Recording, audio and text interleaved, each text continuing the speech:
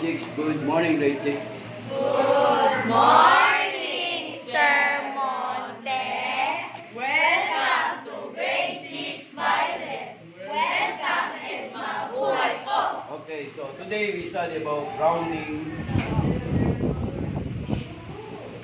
of numbers. Rounding of numbers.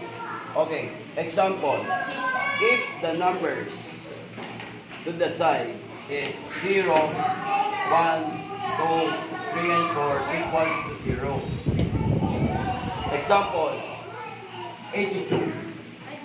So if you round 82, 8 yung iraround do, if the number is 2, becomes 0, the number is become 80.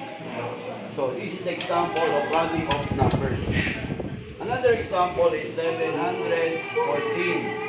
If you round off 7, if the numbers to the right is 1, 714 becomes 700. So this is the example of rounding of number.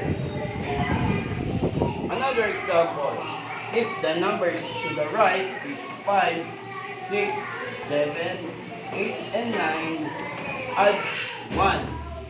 Yung iraround off, add 1. Example, if the number is 88, 8 yung iraround off, kalapit ay 8, 8 plus 1 yung iraround off, 8 become 9, 88 become 90.